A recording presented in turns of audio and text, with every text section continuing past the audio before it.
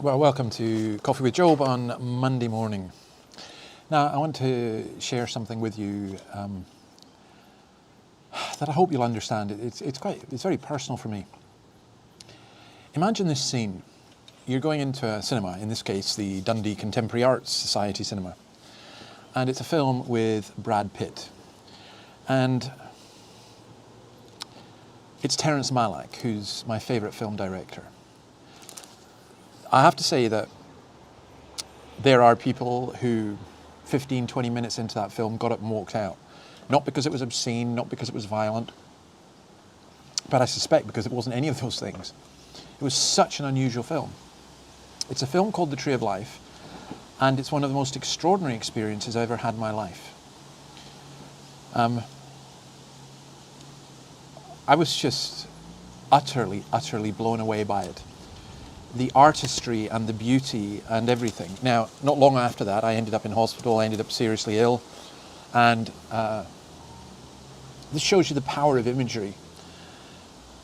Because I was in and out of a coma, and I had a laptop, and I was looking at the Tree of Life, apparently, and every time I saw it, I just kept bursting into tears. So they had to take it away from me. About a year later, I was in I didn't know any of this. A year later, I was in the DCA cinema again, watching another Terrence Malick film, To the Wonder. And as it came on, it's not a particularly weepy film, but I wept and wept and wept. And when we finished, I turned to Annabelle and said, I can't move. I'm stuck. I was literally frozen to my seat. I was so overcome. And Annabelle said, that is so freaky, because that's how you were in hospital. And to this day, in fact, even preparing for this, I'm going to show you a clip of this Malick film at the end, and even watching it, it just evokes a visceral reaction in me. Now, why was that? And what's that got to do with Job? Because as the film began, these words came out. They were in the authorized version, the King James Version, but Job 38, verse 1. Then the Lord spoke to Job out of the storm. He said, who is this that obscures my plans with words without knowledge? Brace yourself like a man. I will question you, and you shall answer me. Where were you when I laid the earth's foundation? Tell me if you understand. Who marked off its dimensions? Surely you know. Who stretched a measuring line across it? On what were its footings set, or who laid its cornerstone, while the morning stars sang together, and all the angels shouted for joy? This is such an extraordinary piece. And for me, Malick actually got it. You'll see just at the end of this, I'm going to put on a little clip with some of what he had. I mean, I think if I remember rightly, it was a 14-minute creation sequence. Just extraordinary. So, what's happening here? Job receives the reply he's longed for. He imagined a kind of legal trial, and instead, this is brilliant, God speaks out of the whirlwind. He speaks out of the whirlwind. Now, the whirlwind was an old symbol of divine revelation. And although it was terrifying, for Job, it meant that God was actually now speaking to him. God is not questioning Job's intelligence, but he's saying, you don't understand. You weren't there at the beginning. I was. You don't know my divine plan for governing the universe. God doesn't demean Job, but he says, brace yourself like a man. I'm going to question you. Instead of the other way around. We talk about questioning God, but God questioning us.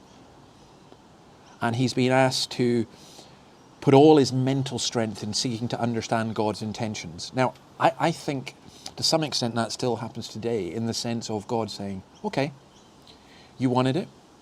You wanted to know. Now I'm going to tell you. Brace yourself. Be ready.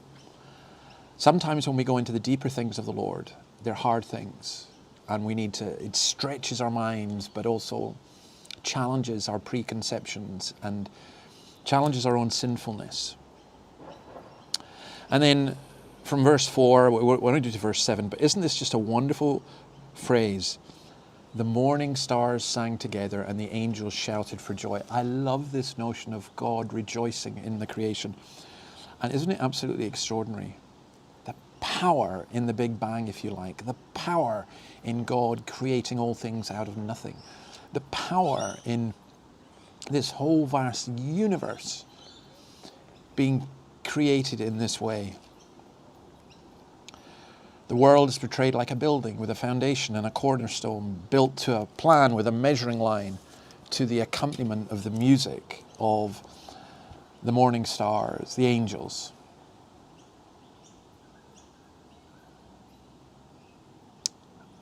Awesome doesn't even begin to describe it. How great is our God. It used to work on me that I would look at the stars and be so overwhelmed by their distance and their magnificence and their size that it made me even question God. But in reality, it works the other way when I think of the God who created all this. And remember, Job has already said, these are but the outer fringe of his works. We're not dealing with human religion here. We're not dealing with trivia. We're not dealing with tin pot gods. We're dealing with the creator of the whole universe. That's extraordinary, extraordinary. And all the angels shouted for joy. All right, I'm going to leave you with this clip. I think it's a stunningly beautiful piece. I think the piece of music is Polish. And I think the imagery is extraordinary, but it gives you some ideas. So enjoy this and praise the Lord for his creation and his power and his glory and his beauty. See you tomorrow. Bye.